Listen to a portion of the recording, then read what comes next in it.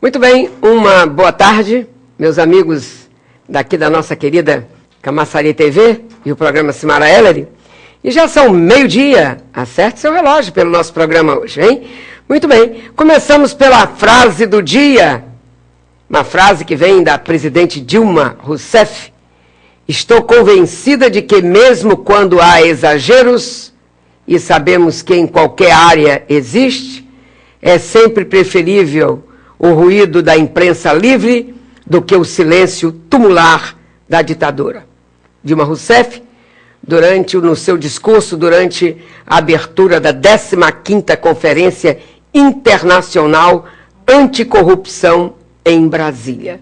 Eu gostei que foi a própria presidente da República defendendo a imprensa, a importância de uma imprensa livre. Tem que ser livre e responsável. E mais, a presidente Dilma proferiu essa frase na abertura da 15ª Conferência Internacional Anticorrupção em Brasília. Aí, mensalão, Zé Dirceu, fica quieto, fica na sua, porque só está dizendo bobagem, Zé Dirceu, né? Muita bobagem, e nós temos que ter muito cuidado com as coisas que são ditas por vocês. Olha, eu quero dizer para vocês que o ministro Joaquim Barbosa, ele comunicou ao Ministério da Justiça que réus do mensalão não podem deixar o Brasil. Nós já tínhamos falado que ele deu 24 horas para que todos os réus do mensalão entregassem os passaportes. Então, o ministro Joaquim Barbosa, relator do mensalão, enviou um ofício ao ministro José Eduardo Cardoso, ministro da Justiça. Informou que os 25 réus condenados do mensalão estão proibidos de deixar o Brasil sem autorização do Supremo Tribunal Federal. Todos estão envolvidos no esquema de pagamento de propinas a parlamentares para aprovação de matéria do interesse do governo na primeira gestão do ex-presidente Lula. Trata-se de um desdobramento da decisão tomada por Joaquim Barbosa na véspera. O ministro tinha ordenou aos encrencados do mensalão a entrega do passaporte ao Supremo Tribunal. E, como eu já disse, deu aquele prazo de 24 horas. O ministro da Justiça, Eduardo Cardoso, que é do PT, é superior hierárquico do Departamento da Polícia Federal, a quem cabe controlar o movimento de entrada e saída de pessoas no país. Os dados dos condenados devem ser repassados aos aeroportos e postos de fronteiras, tudo isso para evitar que alguém caia na tentação de fugir. O quê? Pegar tantos anos de prisão, 20, 30, 15 ou 10, vai lá o que seja, prefere ir embora. Pois bem, o ministro Zé Dirceu, ex-ministro Zé Dirceu, esperneou e acusa o ministro Joaquim Barbosa, relator do Supremo Tribunal Federal, de praticar puro populismo jurídico e de violar direito dos réus ainda não condenados. Ele distribuiu uma nota ontem e se sente constrangido, né, que a censura constrange. E este texto que ele pendurou no blog dele, José Dirceu criticou a decisão do ministro Joaquim Barbosa de reter os passaportes da turma do mensalão e disse aquela frase, é puro populismo jurídico. Como assim? Dirceu ainda não se considera, então, um condenado. E não, tudo bem, não está. Ele ainda pode rever tudo. O julgamento, como ele diz, não acabou, a sentença não transitou em julgado e que cabe em recurso mesmo após a publicação do acórdão. Então, ele acha que ainda tem que ficar com o passaporte dele no bolso. Então, eu quero lembrar para vocês que eu já disse, acredito que já tenha dito aqui, que o regimento do Supremo Tribunal Federal prevê 2 tipos de embargos.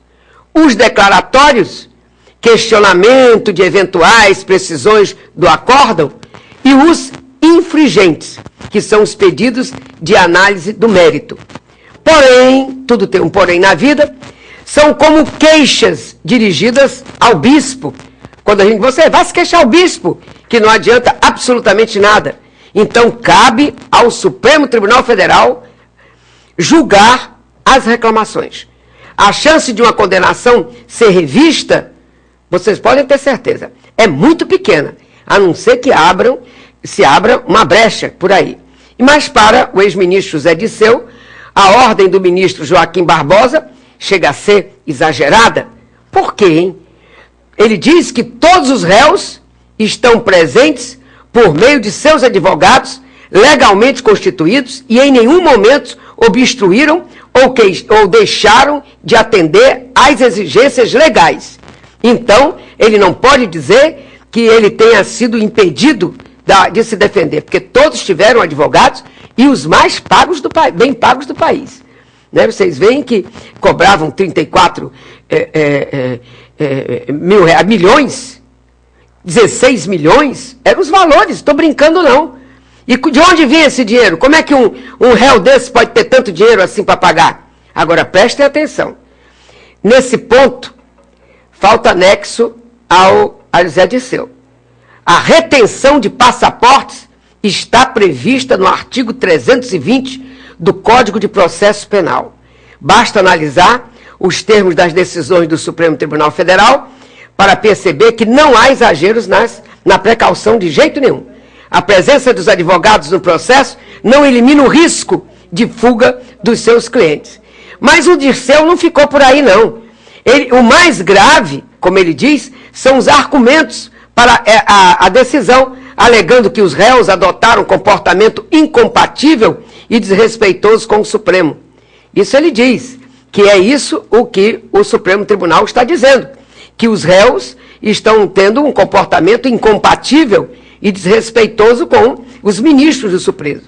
Então, ele reproduz uma frase, inclusive extraída do despacho de Joaquim Barbosa, do próprio ministro relator, que ele diz que alguns réus deram a impressão de serem pessoas fora do alcance da lei. E deram mesmo. E eu digo aqui quem? O próprio Zé Disseu, que se sente acima, pairando acima da lei. É isto que nós temos que acabar com esse país. É isso. Então, a justiça é cega. E eu pergunto, para quem? Para quem? Para a turma lá de cima? Não. Não é de jeito nenhum. E nós temos 3 poderes: executivo, legislativo e judiciário. Todos independentes, mas harmônicos entre si. Então, não tem a menor dúvida.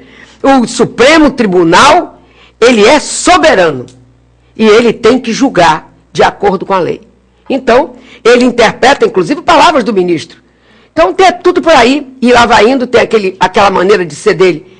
E ele acaba de veicular, no blog dele, um texto, na qual ele discorre sobre as prioridades do PT para o ano de 2013, e entre elas, a desconstrução da farsa do mensalão. A farsa do mensalão? Ele ainda insiste que é uma farsa? Gente, isso que é incrível. Aí ficam dizendo caixa 2. Não, é um mensalão.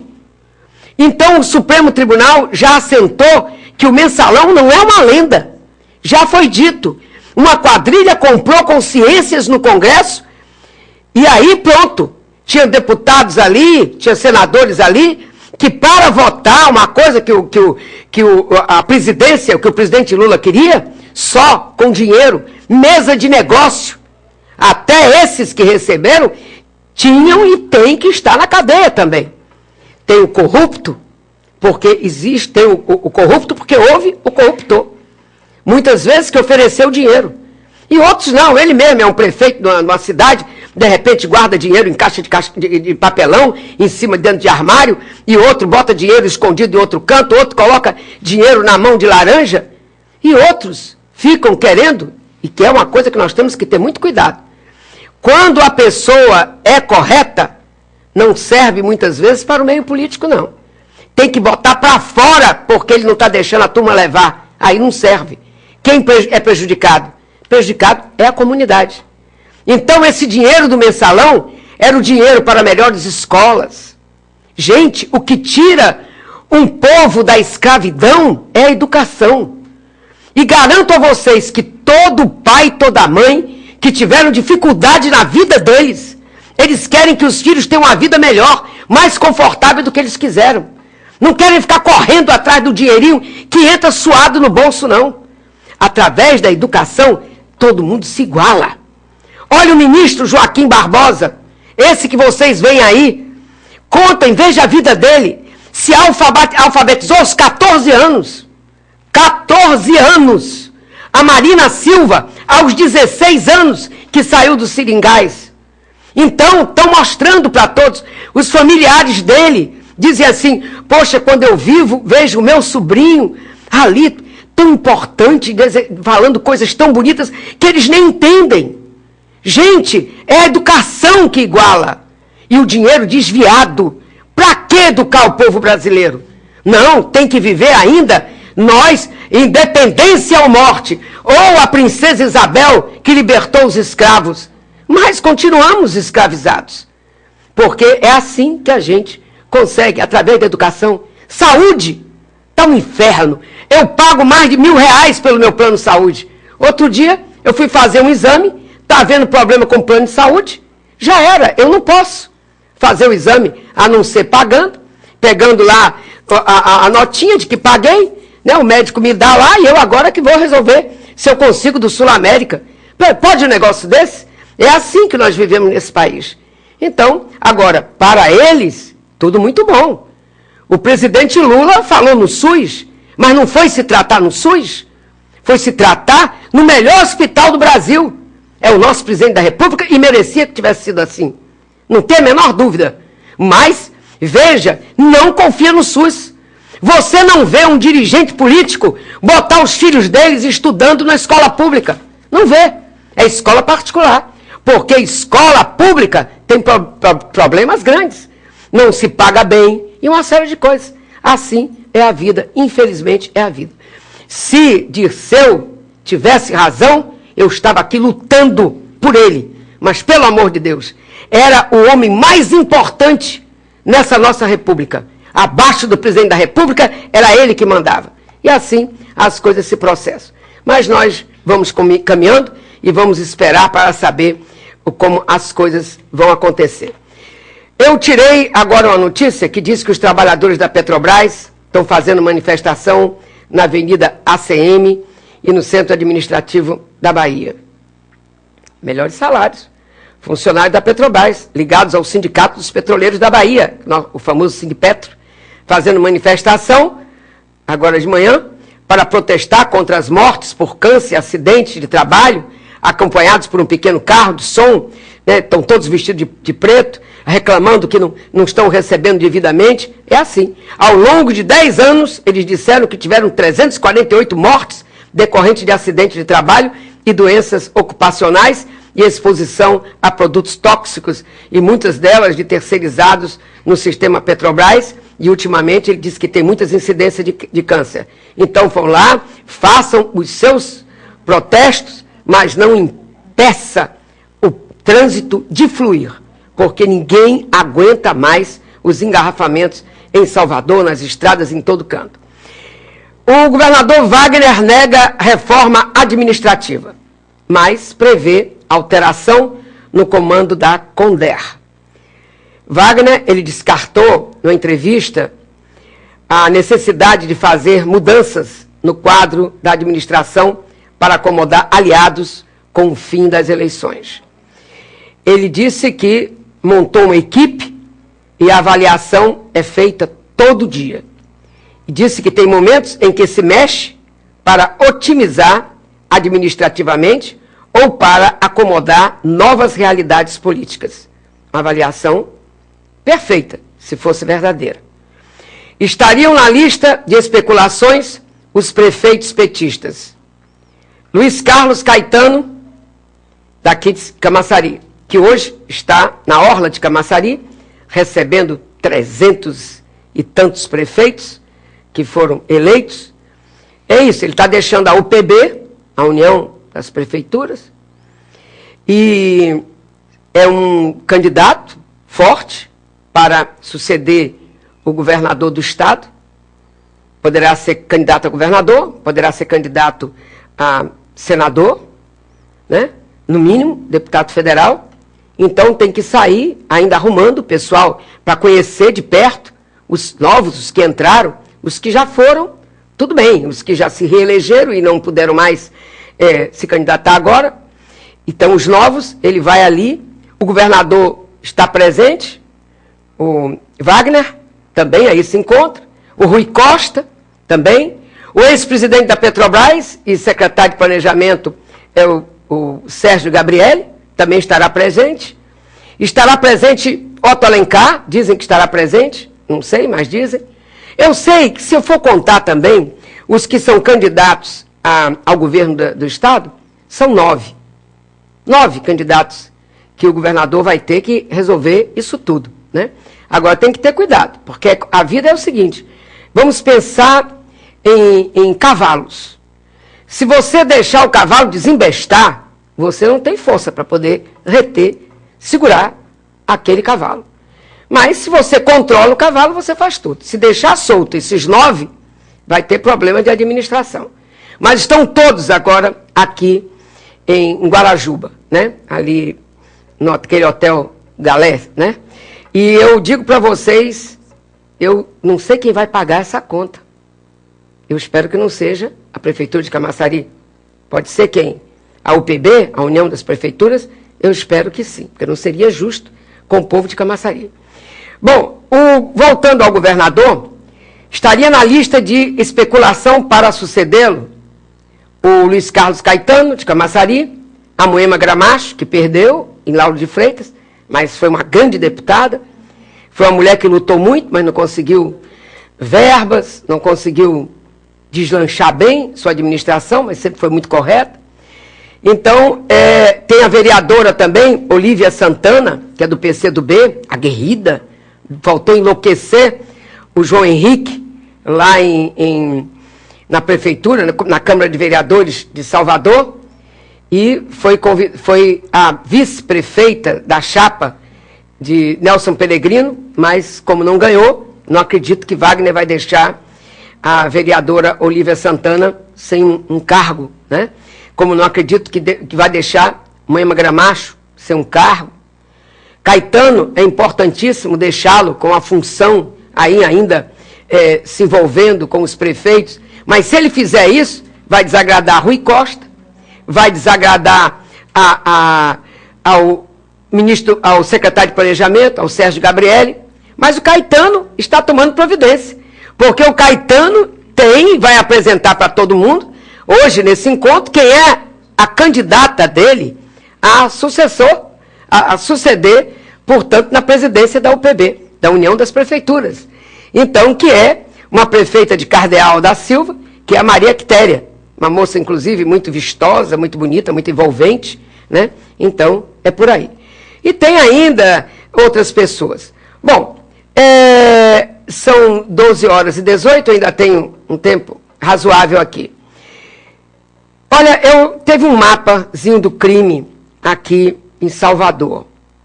Diz que 25% dos crimes ocorrem por motivo fútil. Impulso ou motivo fútil, como eles dizem, são causa de 1/4 dos homicídios cuja causa é identificada em Salvador. A informação foi divulgada nesta quinta-feira pelo Conselho Nacional do Ministério Público, a CNMP, e lançou a campanha Conte até 10, Paz, essa é a atitude. Iniciativa que busca estimular a reflexão acerca dos homicídios cometidos em situação como briga em bar, discussões no trânsito ou entre vizinhos.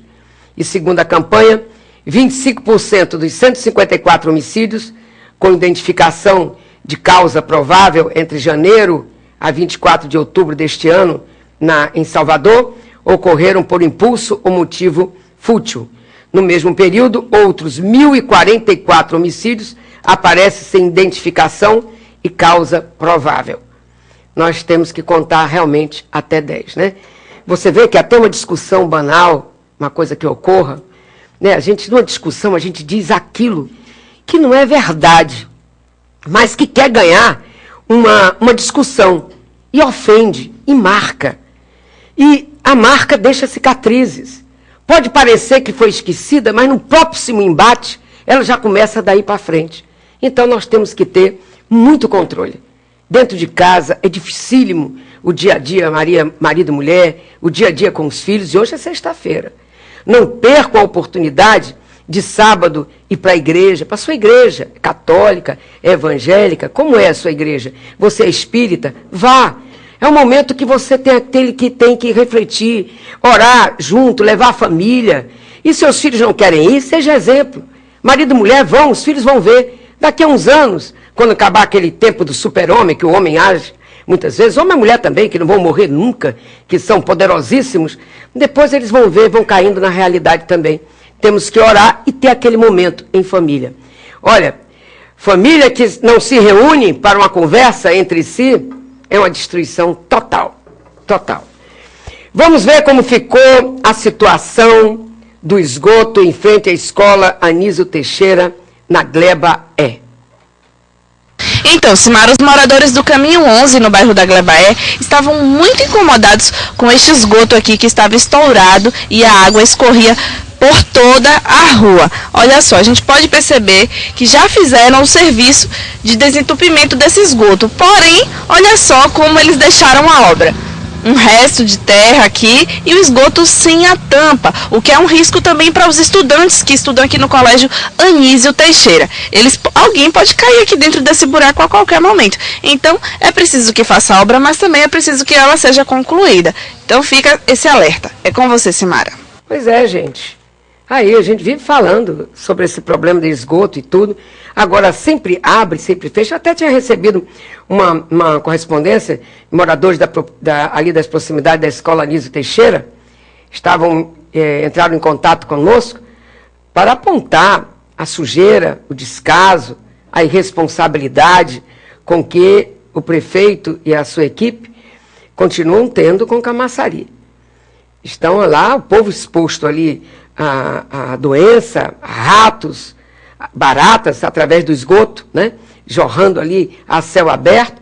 E o pior de tudo é a meninada. Quando vem do colégio, disseram até que tenta querer que os meninos fiquem dentro de casa, mas não, a turma tira o sapato e sai correndo pelaquela água do esgoto. É incrível que isso aconteça. Aonde? Em Camaçari. Mas o prefeito está lá, reunidinho, lá mostrando talvez um filme sobre Camaçari, bonito, né? Quase 50 quilômetros de orla linda de Camaçari. Vai mostrar a boa escola, a escola modelo, mas tem muita coisa que é para ser vista, né? Então, mandando que a gente visitasse até o Caminho 11 da Gleba E. E a minha turma ontem fez até uma gravação, mas a máquina deu um problema de filmagem e eu não pude passar. E hoje fiquei contente que quando a Tamara chegou lá, pelo menos a turma teve aquele cuidadozinho, né, de já fazer alguma coisa, mas que não faz para que fique assim definitivamente resolvido, não. É um paliativo, entendeu? Paliativo, porque não vai funcionar por muito tempo lá. Dias Dávila. Polícia prende o terceiro envolvido em estupro e morte de cobradora. O corpo da vítima estava em uma vala próxima, a alguns metros do local do crime, e foi encontrado por um morador de bairro. Eu não gosto de falar em crime. Eu não gosto de falar em estupro. Porque, para mim, o criminoso, a depender do tipo da morte, e o estuprador ficaria a vida inteira por ali. Porque a vida da moça já é prejudicada. Porque muitos vão achar, ela provocou, porque tem países assim. Nós temos países, entendeu, no Oriente Médio, que quando uma mulher é estuprada, é ela que apanha e ela que morre. Porque ela era insinuante. Pode um negócio desse? Pois é, mas existe. Então, é um problema. Se for uma criança, então, é um crime com a vida daquela criança. Mas a cobradora, uma pessoa que conhecida da cidade, uma gracinha a moça, bonitinha, ela, quando foi trabalhar às 5 horas da manhã, terminou o trabalho dela, quando vinha andando, pela rua que ela sempre caminhava, que ela conhecia, mas eles disseram para ela frases que ela não gostou, e ela rebateu. A hora que rebateu, eles foram atrás com faca, carregaram a moça, estruparam, mataram a moça. Pegou-se primeiro um, né, que a esposa quis porque quis escondê-lo, mas não deu para esconder. E depois os outros. Pegaram mais outros dois, tem um somente preso, que eu espero que seja encontrado. Né? Procurou-se, identificou o tal de Banga, Cal e Gil. Né? Crime bárbaro ali no entroncamento de Dias Dávila. Então eu digo para vocês, foi bom que tivesse encontrado os assassinos. Foi, mas ela foi e não volta mais. Né? A dor da família, a dor de todos nós e a insegurança com que nós vivemos. Né? Eu estou aqui no meu programa também aqui com um casal de jovens, se eu sei o nome de vocês, por isso que eu não posso dizer aqui, não botaram o nome, da banda Feras Livre, né? Mas tem que ter o nome desses dois tesouros que estão aqui, né? Que saem, que deixam suas programações à noite. Juicy e John. Ah, pois é, o nome legal. Tem que pegar, hein? Espero que já esteja pegando. Mas, olha, falando aqui, nós recebemos e vamos distribuir 5 casadinhas. Ensaio de verão, Axé Mil, Bimbinho e os Milzeiros. Toda sexta, a partir das 22 horas. Mulher até meia-noite, não paga. Até meia-noite, não paga. Entendeu? Mas se já estiver dentro do show, não é que tem que sair para pagar. Se entrar depois de meia-noite, paga. Entendeu? Então, é lá no espaço Armazém. Quem telefonar, vão 5 casadinhas. Quer dizer, quem entrar tem direito a acompanhante. 3040 2200. Aliás, 3040 2700. Telefonou, ganhou a casadinha. Tem direito a 5. Eu podia até ter dito isso já com mais tempo. Meus amigos, parte de calçada cede e impede moradora de sair de casa. O que é isso? Olá, Simara. Estamos aqui no cruzamento do Caminho 11 com a Travessa das Flores no bairro da Glebaé. Olha só a situação desta calçada. Parte dela cedeu e a moradora aqui da frente também perdeu a parte da escada. Ela não tem como sair pela porta da frente de casa. E os pedestres, eles têm que passar pela pista porque a escada está assim, nessa situação crítica, né? Ou seja, quem pode descer ali também, isso pode causar um grave acidente e as consequências serem horríveis. Então, fica esse pedido de apelo para as autoridades competentes, porque, segundo alguns moradores, essa situação não é de hoje. Já tem mais de um ano que está nessa situação aqui. É com você, Simara. Já telefonou uma moradora, só dizer o nome dela, eu não tinha... só uma boa tarde. Estou falando com quem? Ana Maria? Mora onde, Ana Maria? Bairro? Alô? Inocope. Inocope. Tudo bem. Olha, felicidade para você.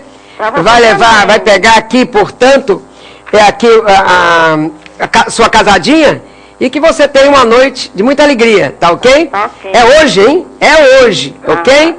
Muito bem. Continua, temos mais 4 casadinhas para oferecer. 3040 2700. Vamos lá. Pode ligar.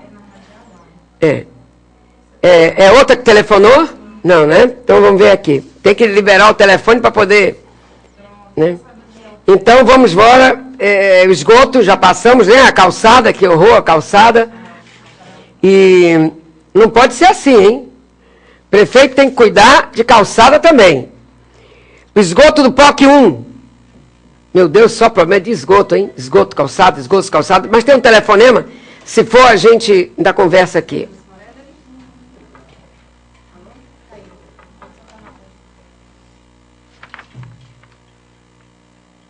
Caiu a ligação? Caiu a ligação. Por favor, torne a ligar. 3040 2700. Ok? Então lá, vamos nós aqui. Vamos todos caminhando. Paulistas são o maior grupo de imigrantes da Bahia. A maior população de não-baianos que moram na Bahia são naturais do estado de São Paulo, segundo dados do Instituto Brasileiro de Geografia e Estatística, que é o nosso IBGE. e aproximadamente 200 mil paulistas têm residência no Estado. Além dos naturais de São Paulo, o censo 2010 revela que cerca de 134.300 pernambucanos e 109.400 mineiros têm moradia na Bahia. Ao todo, a região conta com cerca de 816 mil não baianos, o que equivale a 5,8% dos mais de 14 milhões de pessoas que moram no estado da Bahia. Por outro lado, os naturais da Bahia também lideram a população de imigrantes em São Paulo. Cerca de 1.700 baianos, de 1.700.000 baianos, vivem atualmente no estado de São Paulo.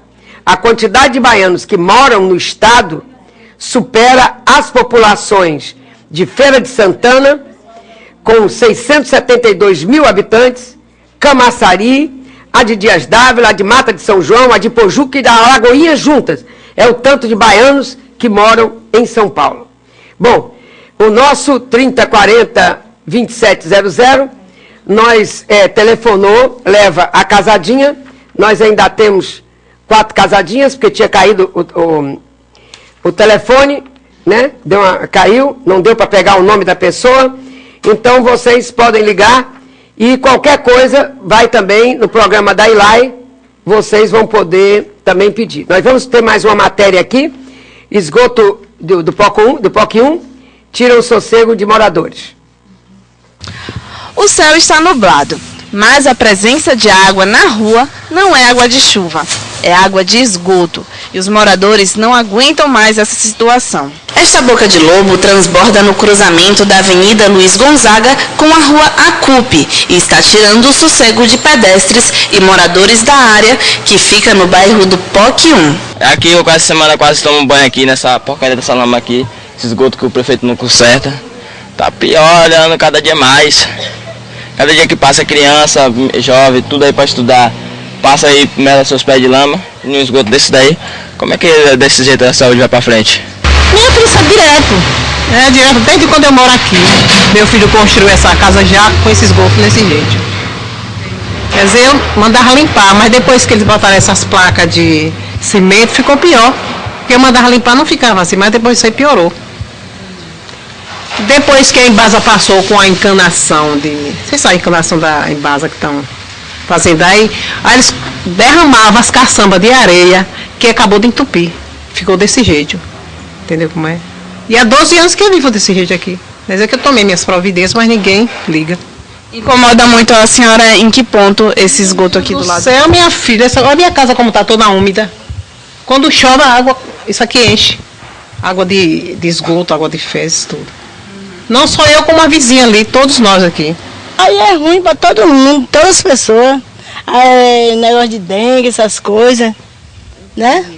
A senhora se sente segura passando aqui? Não segura não, é arriscado até eu passar, um mosquito vir me morder, e chegar do trabalho com problema, né? Aí fica difícil para todo mundo. Ontem mesmo, por exemplo, eu passei aqui e tomei um banho. Fui pro trabalho toda fedendo, porque essa água aqui é horrível. É um fedor constante aqui. Esse esgoto aí está trazendo sérios problemas para a gente, principalmente a gente do comércio aqui. Um fedor enorme, alaga tudo. Esses dias choveu, quase invadiu aqui a nossa serralheria. Então está muito incômodo. Até o rapaz do bar, a gente já perdeu até essa clientela aqui que está péssima.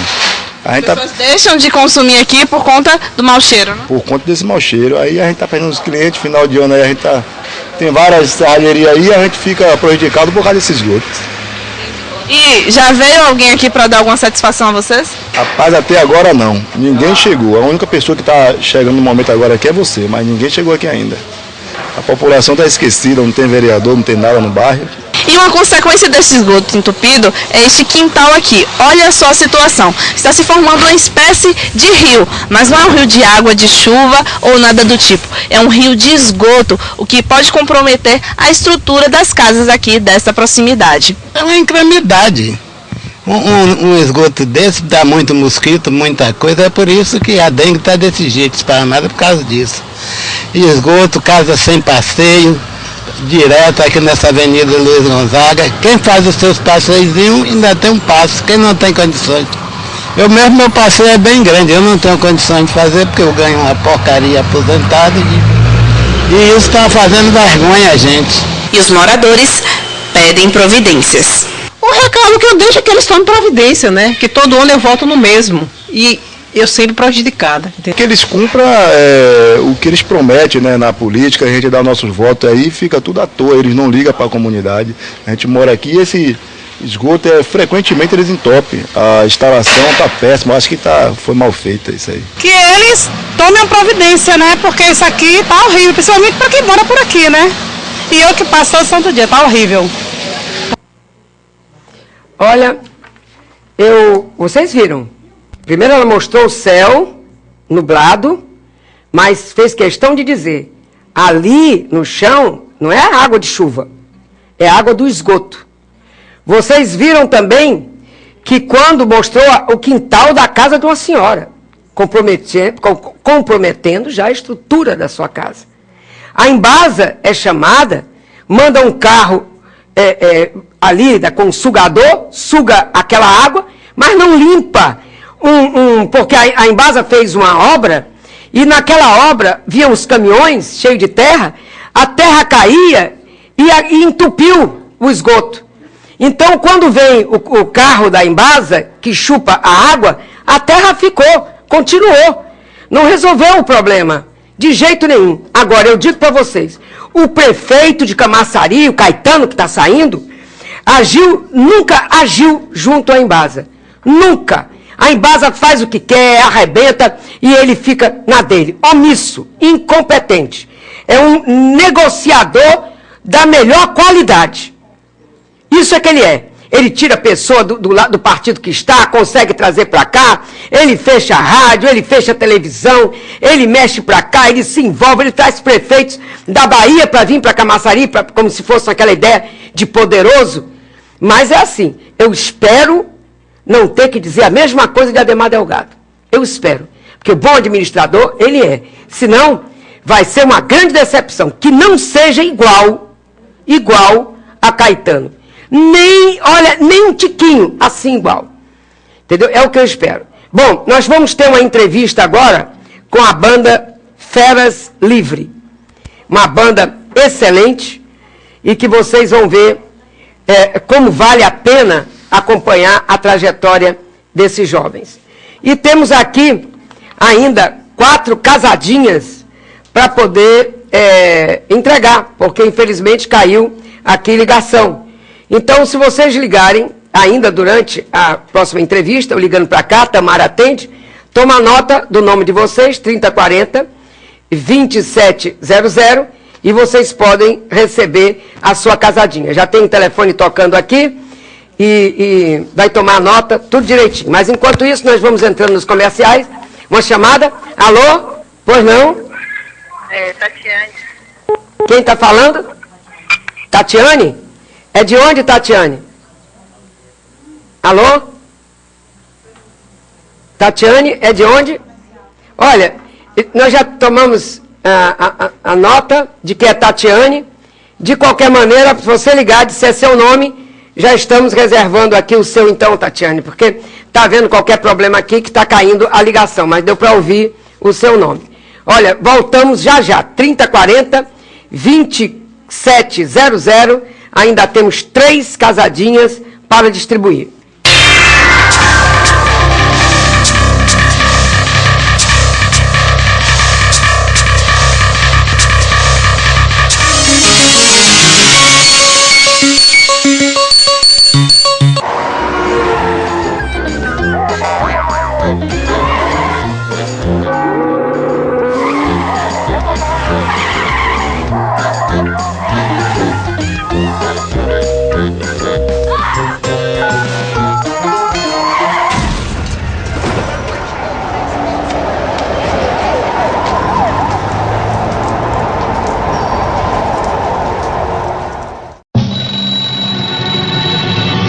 Sempre hora de reunir os vizinhos e cuidar da sua rua.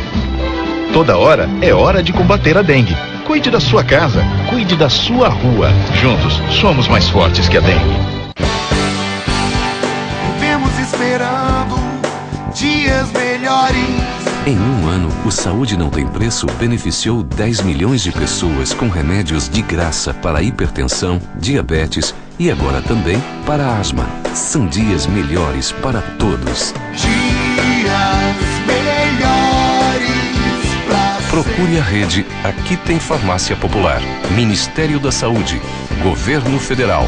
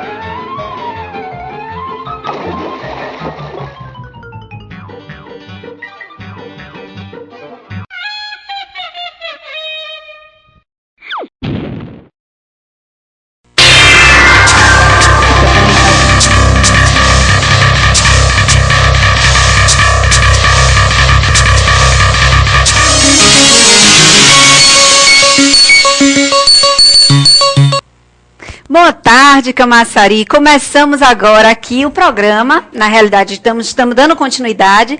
E hoje, com o casal, com a programação de sexta-feira, um casal nosso daqui, que participou do Ídolos na Record, que é a Jussi Barcel e o João Saraforte. Eles estão aqui conosco e vieram comentar como é, além de serem bons cantores, isso de ser um casal que trabalha junto, canta junto, viaja junto, faz tudo junto. Como é que funciona isso? Me conta aí, Jussi. Boa tarde a todos. Realmente é muito legal, né? Porque você não tem aquele trabalho de ficar sentindo saudade da pessoa que está em casa. Então, fazer um trabalho em conjunto é muito legal mesmo. A gente gosta, né, amor? De trabalhar com certeza, é bom demais, bom demais. Em casa a gente ensaia pra caramba, fica os dois em casa ensaiando o tempo todo. É legal isso. Em qualquer momento, em qualquer ambiente, vocês alegram qualquer lugar, né? Com certeza. Principalmente lá nos 46, né, seus amigos. Quando ele passa, pega o violão. Pô, que bom. Agora, a gente, uma curiosidade que todo o Brasil tem. Como é participar do Ídolos? O que vocês ganham? O que acrescenta a vocês participar de um programa tão forte, com audiência tão grande, nível nacional como Ídolos? Olha, é difícil, realmente é muito difícil, porque a gente disputa com várias pessoas, muito gente boa, tem bastante gente boa no meio. E a gente vai 5 dias antes, né? Fica na fila, muita chuva. Eu fui de cabelo escovado, na hora de se apresentar, meu cabelo tava só Deus na causa. E na hora que a gente se apresenta, ele na mesma hora dá a resposta, né? Depois tem que passar por outra etapa. Foram 18 mil pessoas. Depois do Barradão, a gente teve que competir novamente com mais algumas pessoas, que foi no Autumn Palace Hotel uma vez mesmo, para quando passasse pela 4ª etapa, a gente ir para São Paulo. E no caso, a gente foi até o final, mas esse Marcos Camargo disse, João Saraforte, chame Jussi ali para fazer uma parceria com você. Quando foi na hora, teve que escolher. Né? Isso. Aí eu fiquei lá com os júris e ela passou para São Paulo, foi para São Paulo. Entendi. Mas chegando lá, vocês têm aula de canto, alguma aula específica para aprimorar os conhecimentos com o canto? Ou não? É só realmente apresentação, estudar música e apresentar? Eu, assim que fiquei sabendo que eu passei para São Paulo, a gente se jogou na piscina, depois a gente foi para uma aula de canto, né, para ver o timbre de voz, com 2 professores. E quando chegou em São Paulo, como eu não cheguei nessa etapa, como eu vi lá o pessoal estava ensaiando em duplas, entendeu? Tem os professores de aula de canto também, que eles explicam como deve ser, como não deve ser. E na hora a pessoa, eles orientam, entendeu? Como a pessoa deve se comportar em palco, como deve fazer as coisas. E só isso mesmo, até a etapa que eu cheguei. Certo. E valeu a pena, né? Oxe, com certeza, menina. É uma boa experiência, com certeza. Gente, vamos começar agora. Vamos cantar uma musiquinha já para começar a mostrar o potencial de vocês para aqueles que não acompanharam e que não viram Ídolos. Uma musiquinha já para a gente ir animando aqui. Que tal? Aí, vamos lá. Então vamos.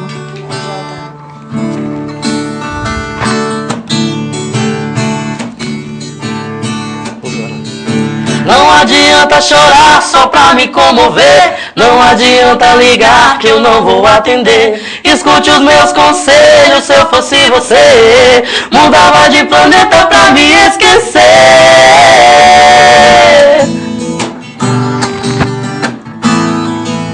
Nosso amor se foi, partiu pra outra atmosfera. Você já não é mais a musa da minha novela. Você estilhaçou meu coração e agora quer colar. Não vem que não cola. Se eu tivesse o poder de teletransportar, voltava pra impedir o meu destino te encontrar. Durante muito tempo acreditei nessa paixão voraz. A sua máscara caiu, isso doeu demais. Não adianta chorar só pra me comover. Não adianta ligar que eu não vou atender. Escute os meus conselhos, se eu fosse você, mudava de planeta pra me esquecer. Não adianta chorar só pra me comover. Não adianta ligar que eu não vou atender. Escute os meus conselhos, se eu fosse você, mudava de planeta pra me esquecer. Assim vai. Gente, olha só, como é que começou a relação de vocês com a música? E se vocês se conheceram através da música? Ou foi coincidência? Como é que foi isso? Como é que começou a música e como é que foi vocês juntos? No caso, eu já cantava, né, nos colégios. Cantava no colégio, participava de festival de música do meio ambiente. Ganhei em 3º lugar. Quando era pequenininha, já tocava, né? 10 anos, assim, posso dizer. Quando eu vim pra cá, pra Camaçari, comecei também a trabalhar com música. Meu pai, De Vieira, ele também é músico. E foi ele que me deu mais inspiração, porque há muito tempo ele já trabalha com música e eu não vejo ele se sair tanto, gravou CD e tal. Eu digo, não, eu vou dar continuidade ao trabalho de meu pai, que esse dom que Deus me deu e vem também de meu pai, né? Então, o que acontece? Aí, parei de tocar com o pessoal que disse que ia fazer carreira solo. E meu colega da igreja, Armando, falou, Ju, você tá fazendo voz e violão ainda? Eu digo, tô, mas tô parando um pouquinho. Ele disse, pô, não, que eu posso tocar com você, ainda leva um colega meu. Eu digo, não, pelo amor de Deus, não traga mais ninguém não, que o cachê é bem pequenininho, não dá pra 3. Ele disse, não, vou levar, você vai gostar. Ele foi pra lá, tocou uma vez, o colega só deixou ele lá. O coração acelerou. Ele cantou a música aqui até hoje. Pense, o coração acelerou, a verdade foi essa. E aí, além da parceria no trabalho, se tornou uma parceria a 2, né? Agora, uma perguntinha indiscreta. Tem algum contratempo? Você tem, José, algum contratempo? Por exemplo, ou você também, né, John? Porque estão trabalhando juntos, vocês seduzem, porque são músicas românticas. E as pessoas, muitas vezes, na plateia, projetam em vocês o amor que eles não conseguem obter na vida privada. E aí, como é que vocês lidam com isso? Tem vários tipos de sentimentos que são liberados através da música, né? Então, existe o de revolta, o de carinho, o de nervosismo, que é a parte que as meninas falam, pô, não canta essa música não, que eu lembro de tal coisa. Tem vezes que o pessoal gosta muito de música romântica quando a gente canta mesmo, porque, principalmente música antiga. A gente fala que, pô, mano, bora tocar o repertório de música romântica e tal, porque foi um casal lindo e tal. Mas quando vê, eu digo, fica à vontade de fazer pedidos. Aí chega os papelzinhos, tudo assim. Romântico. Aí pede só música romântica. Aí daqui a pouco tem uma passando a mão nos olhos. Aí eu, meu Deus, assim, você vai me matar, não toca mais essa música. E a gente continua cantando. E disse, mano, não tem pra onde correr não. Trabalha aí. Mas vocês passam assédio. Você já teve algum momento, João, que você se incomodou porque alguém começou a olhar demais para sua esposa no palco? Já uma vez, já um certo incomodozinho assim, mas eu me concentro bastante, eu me controlo bastante, né? Não deixo nada se expor. Eu procuro ficar bem tranquilo. Conversa em casa. É, isso aí. Eu, no caso, eu não escuto às muito, vezes não. Ela sou já muito direta, né? São bastante. Sou muito direta. Agora, aqui em Camaçari, como é que tá a música? Eu sempre pergunto para todos que vêm aqui, como é que tá viver da música? Financeiramente, está dando para levar? Não tá? Como é que estão os projetos também de vocês? Olha, a gente já cantou um mês assim, de quinta até domingo, que o bom de tudo da música é quando você fecha um mês todo, de quinta a domingo, né? Porque se você não fechar, fica difícil você fazer em um mês 2 shows. Não vale a pena, entendeu? Aí já dá um dinheirinho bom, mas se não fizer dessa forma, fica difícil. E também a concorrência, né? Temos também que estar renovando, está chegando muita gente boa, né, aqui em Camaçari. Isso, a gente tem visto aqui nas entrevistas, muita gente de potencial. Mas isso é bom, isso é bom. Inclusive, eu já lancei aqui a ideia de juntarem músicas de vários e gravar um CD Camaçari, só promovendo os artistas daqui da região. Essa seria uma ideia ótima para vocês, porque aí uns puxariam os outros, né? Vocês estão falando do lado artístico, né? Maravilha. É isso aí. Agradeço por isso. Agora, vocês também compõem, não é isso? Com certeza. E como é que vocês se inspiram para compor? Eu compus algumas vezes. Eu comecei cantando, na verdade, na igreja, né? Aos 15 anos eu comecei cantando. E aí depois eu dei uma parada. E aí foi o tempo que eu encontrei ela, né? Que o amigo me apresentou ela, que também era cristão, né? Num trabalho a gente se encontrou. E aí me levou a conhecer ela. Aí eu gosto muito da gente, eu amo esse trabalho da gente. E às vezes eu fico até assim, pensando que como se a união da gente, entendeu? Vozes, belas vozes, eu considero belas vozes. E eu fico assim, às vezes, pensando, né? Só pode ser, às vezes, do céu, uma bênção como essa, né? Unir nós dois com essas belas vozes, né? Essa divisão. Que coisa linda. Eu me paro muitas vezes pensando Ju, você tem que rir, tem que dar um sorrisinho, porque foi uma declaração aí. Isso. Olha só, eu vou pedir uma música para vocês, mas antes eu vou lembrar que nós estamos ainda com alguns ingressos aqui para um ensaio de verão, Axé Mil, Bimbinho e os Milzeiros, que é toda sexta-feira, a partir das 22 horas. Se você ligar agora, você pode estar concorrendo a esses ingressos, tá bom? Não precisa entrar no ar se você não quiser, basta dar seu nome, porque a gente está com pouco tempo aqui na entrevista, e passar aqui para vir buscar. Tá, ok? Deixa eu lembrar que é o 3040-2700 e o telefone já tocou. Que aqui a gente ouve e eles em casa não escutam. Então vamos lá. Vou perguntar a vocês o que é que vocês cantariam para a cidade de Camaçari. Paula Fernandes? Vamos lá.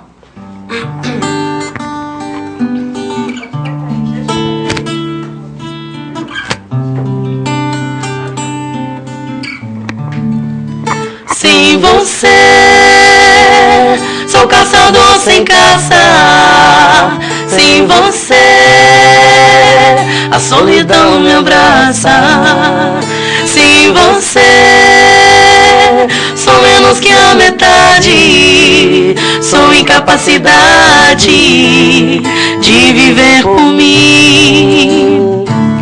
Eu tô carente desse teu abraço, desse teu amor que me deixa leve. Eu tô carente desses olhos meigos, desse teu sorriso branco feito neve. Eu tô carente desse olhar que mata, dessa boca quente revirando tudo. Tô com saudade dessa cara linda me dizendo fica só mais um segundo. Tô feito um mato desejando a chuva, madrugada fria esperando o sol. Eu tô carente feito um prisioneiro, vivo um pesadelo, beijo sem paixão. Tô com vontade de enfrentar o mundo, ser pra sempre o guia do teu coração. Sou a metade de um amor que vibra, uma poesia em forma de canção. Sem você, sou caçador sem caça. Sem você, a solidão me abraça. Sem você, sou menos que a metade. Sou incapacidade de viver por mim. Sem você.